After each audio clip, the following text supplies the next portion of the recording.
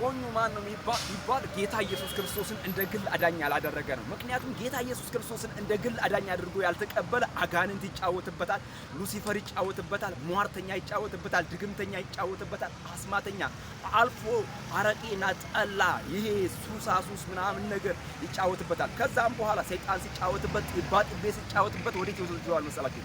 ወደ ጎል ወይም ደግሞ ወደ ጉድጓድ ወይም ደግሞ ወደ ገደላ ገደል ይወስድና ከዚያም በኋላ እድሜውን ዘመኑን እንዲሁ በቃ ቡና አድርጎ ትቢያ አድርጎ ይጨርሰዋል።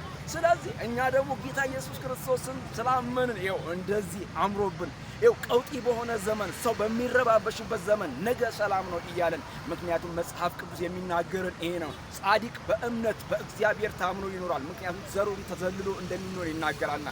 ጻድቅ በዘመኑ አይቸገርም። ጻድቅ በዘመኑ የእግዚአብሔርን ስም እየጠራ የእግዚአብሔርን መልካምነት፣ የእግዚአብሔርን ኃያልነት፣ የእግዚአብሔርን በጎነት፣ የእግዚአብሔርን ታላቅነት እየተናገረ ለሰዎች በምስራቁ ቢሆን በምዕራቡ ቢሆን በሰሜኑ ቢሆን በደቡቡ ቢሆን በየደረሰበት ቦታ እንዲህ ይላል፣ መዳን በሌላ በማንም የለም፣ እንድንበት ዘንድ ከሰማይ በታች የተሰጠን ስም ኢየሱስ ነው። የልጁ የኢየሱስ ክርስቶስ ደም ከኃጢአት ሁሉ ያድናል። አየህ ለምን መሰለህ?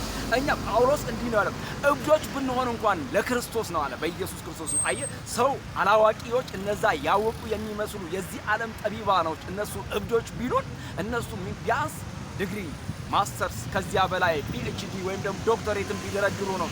የዚህ ዓለም ነገር ነው፣ በዚህ ይቀራል። እንትና ኖረ ተማረ ከዛም በኋላ ሞተ የሚባል ነው።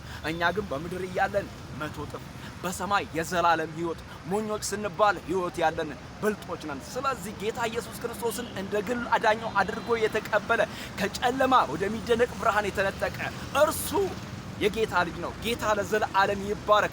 እንዲህ ልበላችሁ፣ በመስፍን ቤት የምትገኙ አምላኬ እንደ ባለጠግነቱ በክብር በክርስቶስ ኢየሱስ የሚያስፈልጋችሁን ሁሉ ይሙላባችሁ።